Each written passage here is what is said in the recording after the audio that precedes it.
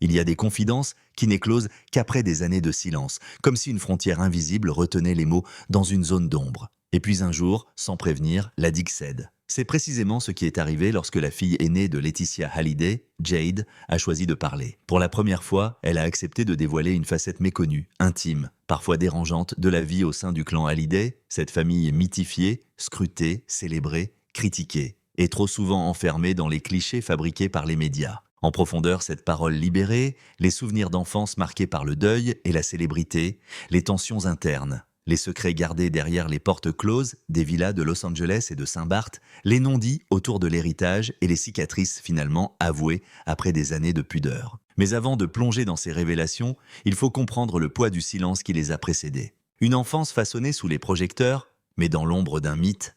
Pour Jade, parler n'a jamais été simple. Enfant adoptée en Asie dans des conditions très médiatisées, elle a grandi dans une atmosphère paradoxale, mêlant amour infini et pression démesurée. La présence écrasante du nom Hallyday hantait chaque geste, chaque choix, chaque apparition publique. Elle n'était pas seulement la fille d'un chanteur, elle était la fille de Johnny Hallyday, monument de la culture musicale française, figure paternelle mythifiée bien au-delà de la réalité d'un père présent ou absent. Dans ses confidences les plus récentes, Jade évoque pour la première fois ce que représentait réellement cette filiation hors norme. Elle raconte la fierté, évidemment, mais aussi un sentiment profond de décalage. Elle se décrit comme une petite fille plongée dans un monde qui n'était pas vraiment le sien. Un monde où l'image comptait davantage que la parole, où la légende du père devait être entretenue comme une flamme divine, même quand la vie familiale vacillait. Elle explique qu'elle a appris très tôt à composer avec la double identité qu'on attendait d'elle. La petite princesse moderne apparentée à un roi du rock, l'enfant silencieuse, bien élevée, reconnaissante, incapable d'exprimer ses fragilités par peur de trahir cette image. Et pourtant, derrière les sourires affichés sur les réseaux sociaux, derrière les moments figés par les photographes, se cachait une réalité plus complexe. Car la famille Hallyday n'était pas seulement un clan soudé par l'affection. Elle était un organisme sensible, vulnérable, exposé en permanence aux tempêtes médiatiques et aux fractures internes. Les tensions enfouies, quand les secrets deviennent trop lourds, ce qui ressort avant tout des révélations de Jade, c'est la façon dont elle a longtemps été témoin, impuissante, des contradictions qui déchiraient le couple formé par Laetitia et Johnny. Elle évoque des disputes, des colères, des silences glacés qui suivaient des éclats de voix. Elle évoque aussi le poids des absences, celles liées aux tournées, aux obligations professionnelles, aux rechutes de son père dans ses vieux démons. Pour la première fois, elle raconte ce que cela représentait pour elle et sa sœur, Joy. Un univers où l'amour immense cohabitait avec une fragilité permanente.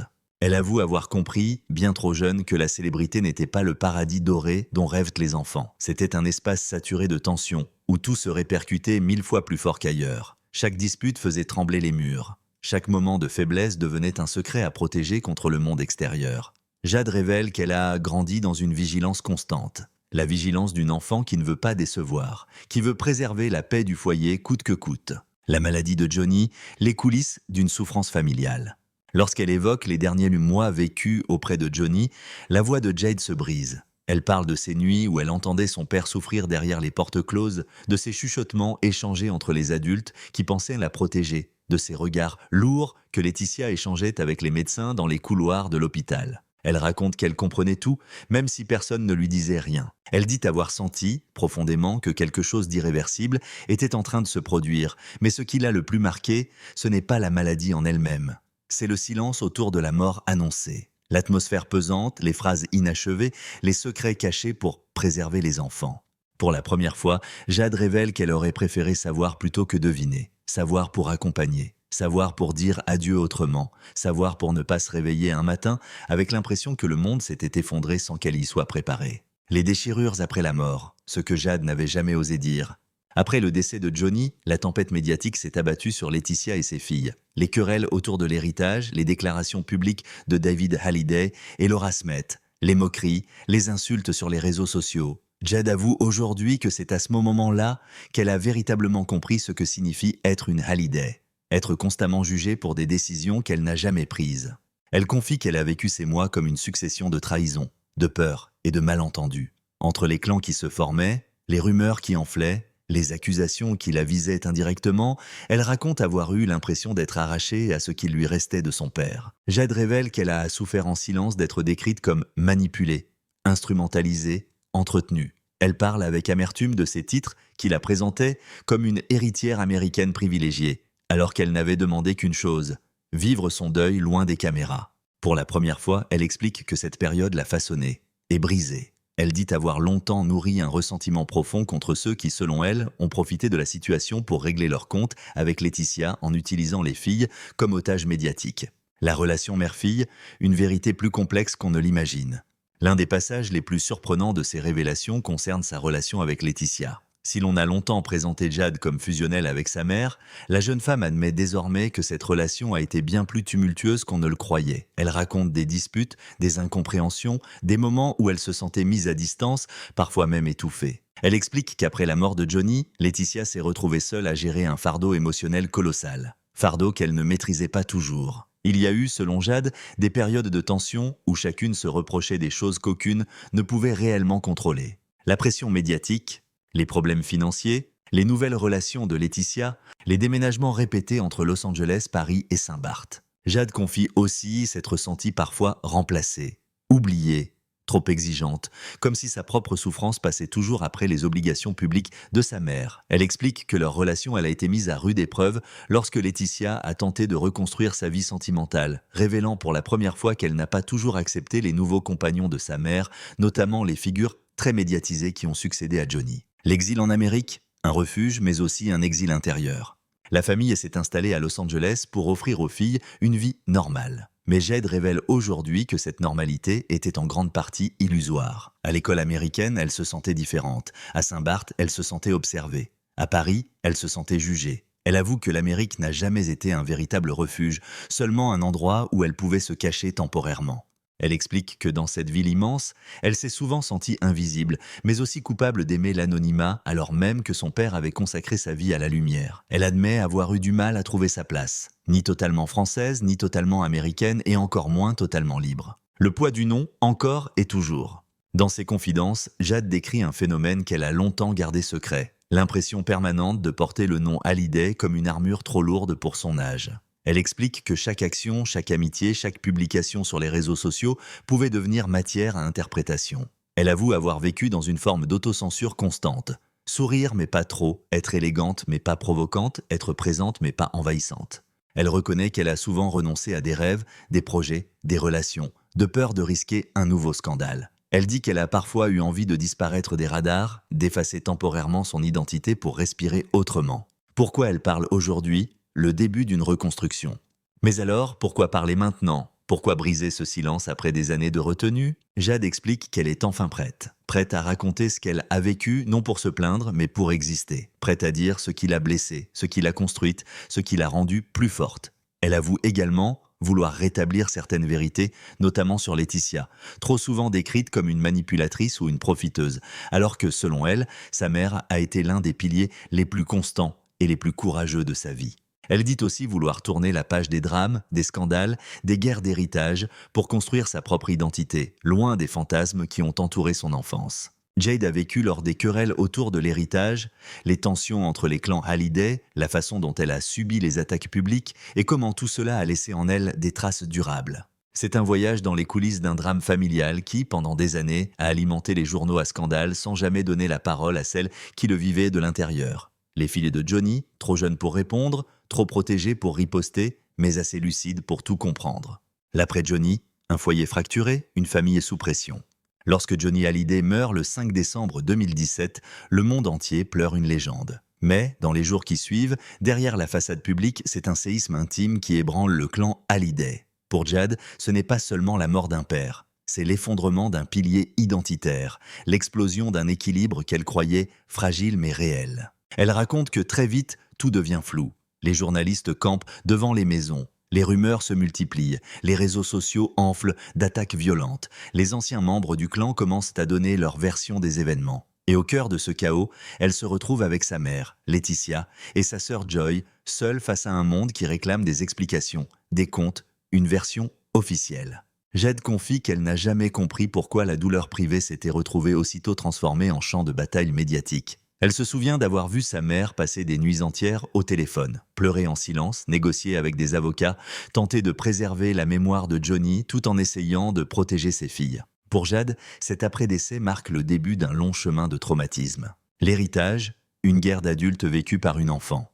Le 12 février 2018, tout bascule. L'opinion publique apprend que le testament de Johnny privilégie Laetitia et ses 2 filles adoptives, déshéritant ainsi David Hallyday et Laura Smith. Cette affaire devient immédiatement un feuilleton national. Mais ce que Jade raconte maintenant, c'est comment c'est comment elle l'a vécu de l'intérieur. Elle explique qu'elle n'a jamais voulu cet argent. Elle n'a jamais souhaité être au cœur d'une bataille judiciaire. Elle dit avoir ressenti une immense culpabilité de se voir accusée d'avoir volé quelque chose à des adultes qu'elle respectait. Elle se souvient des insultes, des messages haineux, des gens qui lui écrivaient qu'elle n'était pas une vraie Hallyday, qu'elle avait profité de Johnny, qu'elle avait pris la place de ses demi-frères et demi-sœurs biologiques. Jade confesse avoir pleuré des nuits entières sans comprendre pourquoi elle devenait l'ennemie d'une nation qu'elle aimait. Elle révèle pour la première fois que dans les mois qui suivent, elle a même demandé à Laetitia si elle pouvait renoncer à l'héritage. La réponse de sa mère fut catégorique. « Ce n'est pas à toi de renoncer, tu ne dois pas te sacrifier pour réparer les querelles des adultes. » Mais une blessure profonde s'est installée à ce moment-là. Une blessure qui, selon Jade, a modifié son rapport à son père, à sa famille élargie et à son identité. Laura et David, 2 figures lointaines, devenues soudain hostiles. Pendant des années, Jade a observé de loin la relation complexe entre Johnny et ses 2 aînés, Laura Smith et David Hallyday. Elle savait que ces relations étaient tendues, faites de ruptures, de réconciliations, de nouvelles tensions. Mais elle ne comprenait pas pourquoi ces tensions, autrefois confinées à l'intime, éclataient désormais au grand jour avec une violence similaire à celle d'un règlement de compte. Elle raconte aujourd'hui qu'elle avait une admiration sincère pour Laura, qu'elle considérait comme une grande sœur de cœur. Elle dit que David l'impressionnait, qu'il représentait pour elle la continuité artistique de Johnny. Et pourtant, après la mort du chanteur, tout a changé. Elle explique qu'elle ne leur en voulait pas, qu'elle comprenait même leur colère.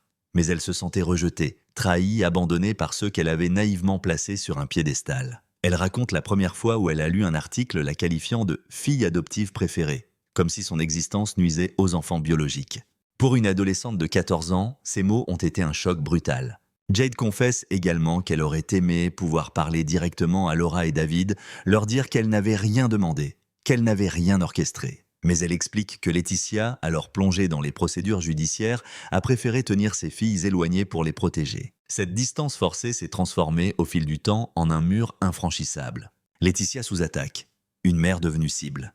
L'un des passages les plus douloureux des confidences de Jade concerne la façon dont sa mère a été traitée après la mort de Johnny. Pendant plusieurs mois, Laetitia est devenue la femme à abattre. Accusée de manipulation, de froideur, de calcul, de cupidité, elle est devenue un personnage de tragédie moderne, tour à tour diabolisé et ridiculisé. Jade, qui observait cela de près, confie que cette période a été l'une des plus traumatisantes de sa vie. Elle dit qu'elle voyait Laetitia s'effondrer en privé tout en continuant d'afficher un visage serein en public. Elle parle de nuits où sa mère ne dormait pas, d'accès d'angoisse, de crises de panique, de pleurs étouffés dans les salles de bain, pour ne pas inquiéter les filles. Pour Jade, voir sa mère humiliée publiquement a fabriqué en elle un mélange de colère, de honte et de tristesse.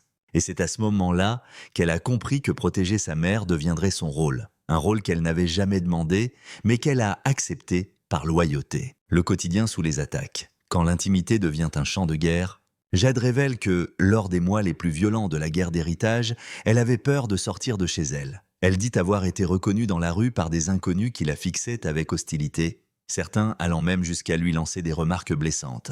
Elle raconte aussi les effets psychologiques de cette exposition forcée. Impossibilité de se concentrer à l'école, peur de parler de sa famille aux amis, sentiment d'être coupable de quelque chose qu'elle n'avait pas fait, crise d'angoisse avant de publier une simple photo, sensation d'être jugée en permanence. Elle confesse qu'à 15 ans, elle avait déjà développé des réflexes de protection dignes d'un adulte habitué aux polémiques.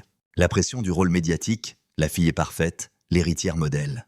Pendant que sa mère affrontait les avocats et les médias, Jade devait continuer à jouer son rôle de fille parfaite. Elle devait sourire, être aimable, poster des messages positifs, se montrer sereine, même lorsque tout s'écroulait autour d'elle. Elle raconte qu'on lui répétait sans cesse « N'alimente pas la polémique, sois discrète, montre que tu es forte. » Mais cette injonction au calme n'était qu'une autre forme de violence silencieuse. Jade explique qu'elle se sentait prise au piège, trop jeune pour se défendre, trop exposée pour disparaître, trop attachée à Johnny pour accepter que son nom devienne un instrument politique. Les secrets financiers, ce que Jade a découvert trop tôt. Un aspect particulièrement difficile concerne ce qu'elle a appris sur la situation financière réelle de la famille. Elle révèle qu'après la mort de Johnny, elle a découvert des documents, des discussions d'adultes, des dettes grandissantes, des crédits, des factures impayées, des tensions financières que personne ne lui avait jamais expliquées auparavant. Elle dit que cette découverte l'a profondément déstabilisée. Elle croyait vivre dans un univers stable, protégé, presque mythique. Et soudain, elle réalisait que même les légendes peuvent connaître le chaos. Le rôle de Jalil l'espère. Un soutien, mais aussi une fracture.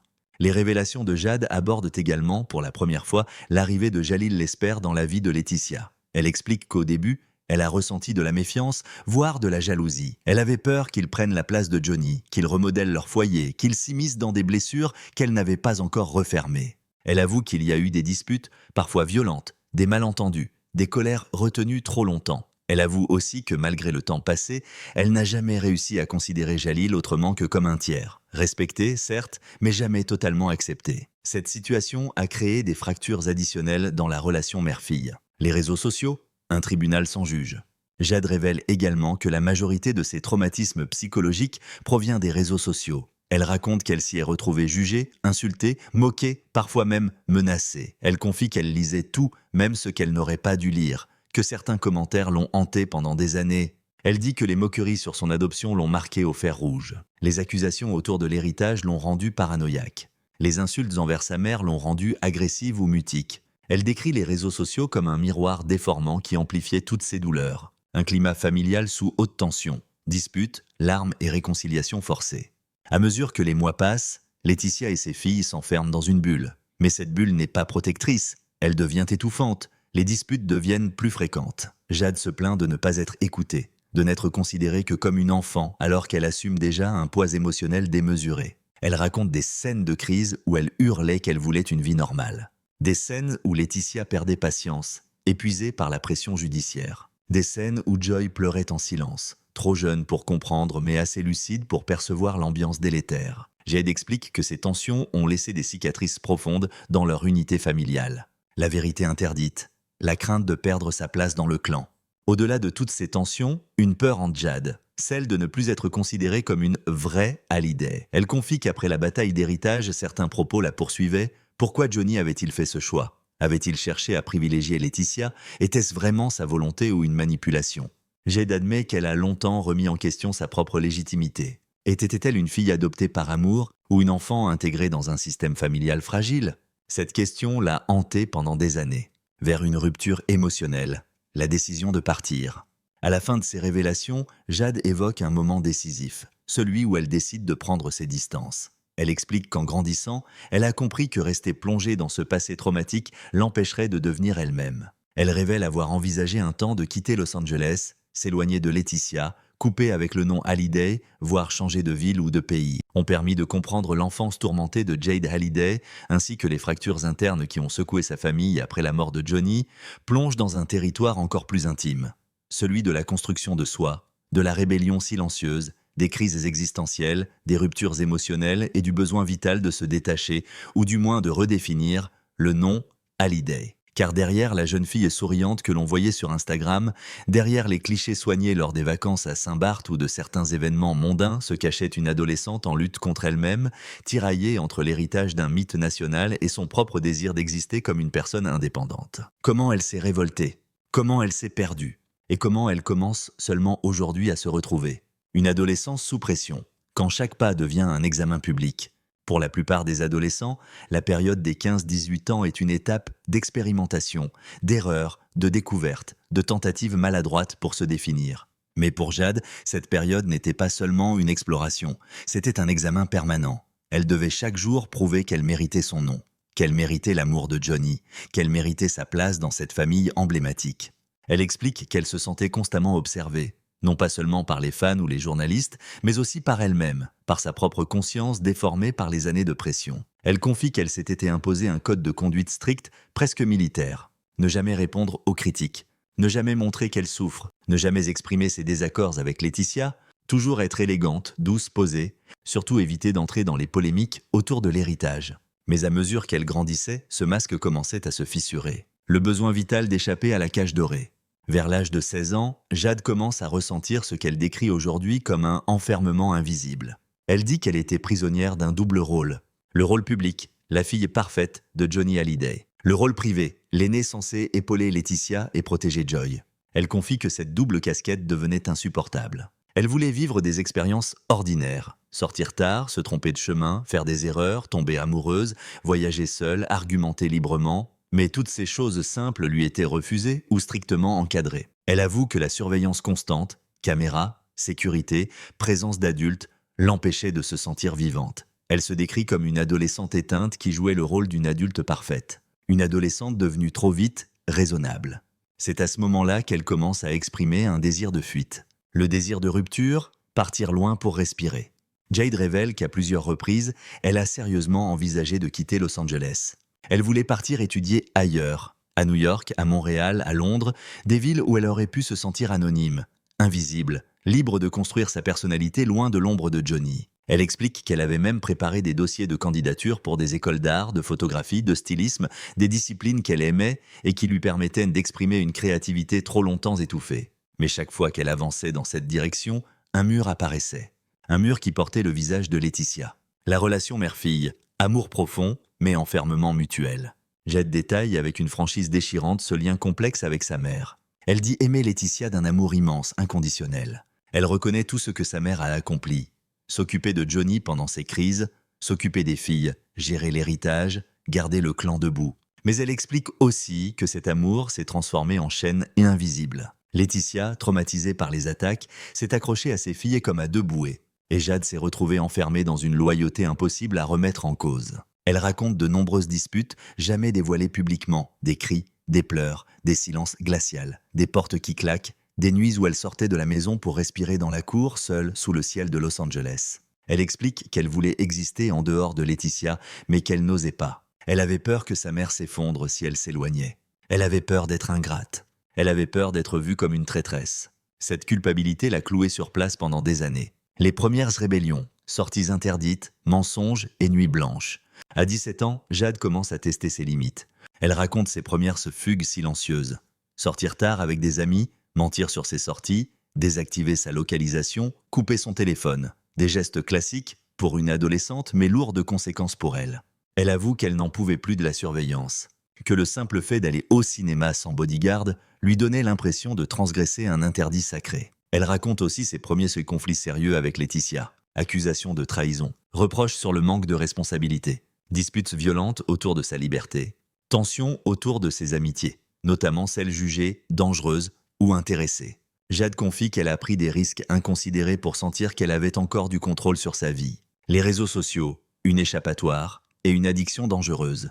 Paradoxalement, alors qu'Internet avait été l'un de ses plus grands traumatismes durant l'affaire de l'héritage, Jade s'y réfugie de plus en plus. Instagram devient sa seule fenêtre vers une vie qu'elle rêvait d'avoir. Spontanée, libre, simple. Elle explique qu'elle a développé une addiction aux réseaux sociaux. Elle passait des heures à regarder la vie d'autres jeunes de son âge pour comprendre ce qu'elle ratait. Elle comparait tout, leur liberté, leur spontanéité, leurs relations, leurs amis, leurs expériences. Elle dit que cette comparaison permanente lui donnait l'impression d'être emprisonnée dans une existence artificielle.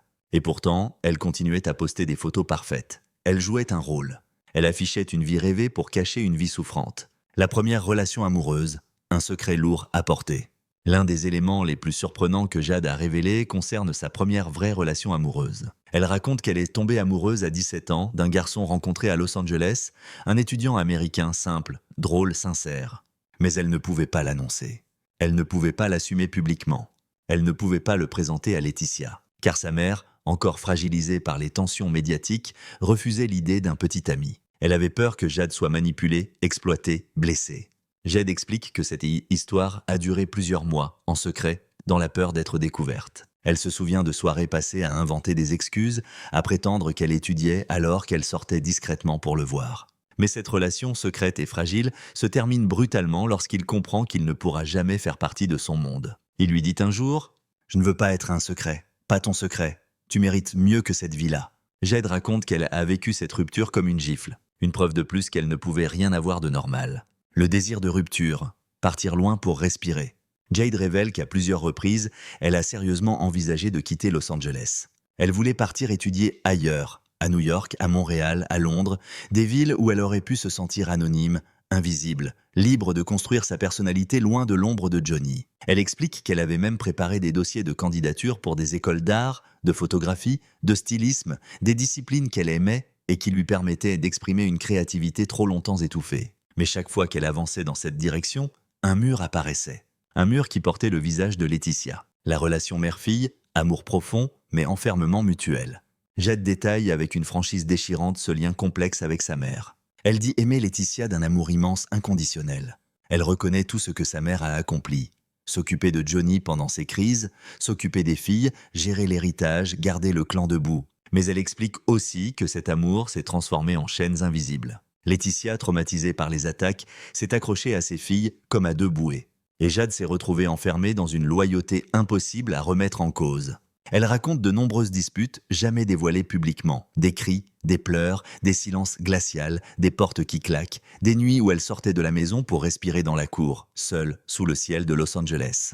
Elle explique qu'elle voulait exister en dehors de Laetitia, mais qu'elle n'osait pas. Elle avait peur que sa mère s'effondre si elle s'éloignait. Elle avait peur d'être ingrate. Elle avait peur d'être vue comme une traîtresse. Cette culpabilité l'a clouée sur place pendant des années. Les premières rébellions, sorties interdites, mensonges et nuits blanches. À 17 ans, Jade commence à tester ses limites. Elle raconte ses premières fugues silencieuses. Sortir tard avec des amis, mentir sur ses sorties, désactiver sa localisation, couper son téléphone. Des gestes classiques pour une adolescente, mais lourds de conséquences pour elle. Elle avoue qu'elle n'en pouvait plus de la surveillance. Que le simple fait d'aller au cinéma sans bodyguard lui donnait l'impression de transgresser un interdit sacré. Elle raconte aussi ses premiers conflits sérieux avec Laetitia. Accusations de trahison, reproches sur le manque de responsabilité. Disputes violentes autour de sa liberté, tensions autour de ses amitiés, notamment celles jugées dangereuses ou intéressées. Jade confie qu'elle a pris des risques inconsidérés pour sentir qu'elle avait encore du contrôle sur sa vie. Les réseaux sociaux, une échappatoire et une addiction dangereuse. Paradoxalement, alors qu'Internet avait été l'un de ses plus grands traumatismes durant l'affaire de l'héritage, Jade s'y réfugie de plus en plus. Instagram devient sa seule fenêtre vers une vie qu'elle rêvait d'avoir, spontanée, libre, simple. Elle explique qu'elle a développé une addiction aux réseaux sociaux. Elle passait des heures à regarder la vie d'autres jeunes de son âge pour comprendre ce qu'elle ratait. Elle comparait tout, leur liberté, leur spontanéité, leurs relations, leurs amis, leurs expériences. Elle dit que cette comparaison permanente lui donnait l'impression d'être emprisonnée dans une existence artificielle. Et pourtant, elle continuait à poster des photos parfaites. Elle jouait un rôle. Elle affichait une vie rêvée pour cacher une vie souffrante. La première relation amoureuse, un secret lourd à porter. L'un des éléments les plus surprenants que Jade a révélé concerne sa première vraie relation amoureuse. Elle raconte qu'elle est tombée amoureuse à 17 ans d'un garçon rencontré à Los Angeles, un étudiant américain simple, drôle, sincère. Mais elle ne pouvait pas l'annoncer. Elle ne pouvait pas l'assumer publiquement. Elle ne pouvait pas le présenter à Laetitia, car sa mère, encore fragilisée par les tensions médiatiques, refusait l'idée d'un petit ami. Elle avait peur que Jade soit manipulée, exploitée, blessée. Jade explique que cette histoire a duré plusieurs mois, en secret, dans la peur d'être découverte. Elle se souvient de soirées passées à inventer des excuses, à prétendre qu'elle étudiait alors qu'elle sortait discrètement pour le voir. Mais cette relation, secrète et fragile, se termine brutalement lorsqu'il comprend qu'il ne pourra jamais faire partie de son monde. Il lui dit un jour « Je ne veux pas être un secret, pas ton secret. Tu mérites mieux que cette vie-là. » Jade raconte qu'elle a vécu cette rupture comme une gifle, une preuve de plus qu'elle ne pouvait rien avoir de normal. La pression identitaire, être Hallyday, mais aussi être soi. C'est à ce moment-là que Jade traverse ce qu'elle décrit comme une crise identitaire profonde. Elle se rend compte qu'elle ne veut plus être seulement la fille de Johnny. Elle veut être Jade. Elle veut être une jeune femme qui choisit ses amis, qui construit sa carrière, qui aime qui elle veut, qui publie ce qu'elle veut, qui voyage où elle veut, qui fait des erreurs, qui réussit par elle-même. Elle commence à envisager l'idée de changer de nom. Elle n'en parle à personne, mais elle y pense souvent. Elle dit qu'elle ne voulait pas renier Johnny, jamais, mais qu'elle voulait cesser d'être la propriété d'un symbole. Elle voulait devenir un individu autonome. L'envie de partir, déménager, étudier, reconstruire ailleurs. Les mois suivants, elle cherche activement des moyens de quitter Los Angeles. Elle se renseigne sur des programmes d'échange, des stages à l'étranger, des écoles d'art. Elle rêve d'une vie en Europe, loin des palmiers de Californie. Elle rêve d'un appartement à Paris, petit mais à elle. Elle rêve de prendre le métro sans être reconnue. Elle rêve de boire un café seule, en paix. Elle rêve d'être anonyme. Elle dit qu'elle aurait aimé pouvoir tout dire à Laetitia, mais qu'elle avait peur que sa mère s'effondre. Laetitia était devenue si fragile qu'une simple annonce pouvait provoquer des pleurs ou une crise d'angoisse. Jade se sentait piégée entre son désir de liberté et sa loyauté filiale. Une période sombre, anxiété, isolement et perte de repères. Les révélations du chapitre montrent que Jade traverse alors l'une des périodes les plus difficiles de sa vie. Elle parle d'insomnie, de crises d'angoisse, de journées où elle n'arrivait plus à se lever, de moments où elle avait l'impression d'être étrangère à elle-même. Elle raconte qu'elle s'est isolée de nombreux amis, qu'elle ne faisait plus confiance à personne, qu'elle avait peur d'être jugée, critiquée et trahie. Elle dit qu'elle n'arrivait plus à distinguer les vrais amis des opportunistes. Elle confie même être passée par une phase où elle ne voulait plus exister publiquement du tout. Le début d'une renaissance, accepter d'être vulnérable. C'est lors d'un échange avec un psychologue scolaire que Jade commence à entrevoir une sortie de crise. Il lui explique que ce qu'elle vit n'est pas un échec, mais un processus normal. Celui de se séparer, symboliquement, du rôle dans lequel elle a été enfermée. Pour la première fois, elle comprend que vouloir s'éloigner n'est pas une trahison. C'est une nécessité. Elle commence à écrire un journal intime. Elle y note ses peurs, ses colères, ses désirs, ses rêves. Elle y décrit ses frustrations, ses ambitions. Elle commence à reformuler sa vie selon ses propres termes. Le dialogue impossible avec Laetitia, aimer sans perdre son identité. Malgré ses progrès, la relation avec Laetitia reste complexe. Elles s'aiment profondément, mais ne parviennent plus à se comprendre. Laetitia voit dans les envies d'indépendance de Jade une forme d'abandon. Jade voit dans la surveillance maternelle une privation de liberté. Elle raconte une scène particulièrement émouvante. Une nuit, dans la cuisine, à Los Angeles, les deux femmes ont une conversation à cœur ouvert. Jade avoue qu'elle veut partir, qu'elle veut étudier ailleurs, qu'elle veut respirer. Laetitia fond en larmes, croyant qu'elle la perd. Jade dit que cette nuit-là a été un tournant. Non pas une rupture, mais un début d'acceptation. Vers un nouvel avenir, la construction d'une identité indépendante. Peu à peu, Jade décide de repartir de zéro. Nouveaux projets, nouvelles ambitions, nouveaux regards sur elle-même. Elle s'intéresse à la mode, la photographie, les arts visuels. Elle veut créer, inventer, raconter sa propre histoire. Pas celle de Johnny, pas celle de Laetitia, mais la sienne. Elle commence à accepter l'idée qu'elle peut être à la fois fille adoptive aimée profondément, héritière d'un mythe, jeune femme moderne, artiste en devenir, âme libre cherchant son propre chemin. Elle n'a pas encore trouvé sa destination finale, mais elle avance.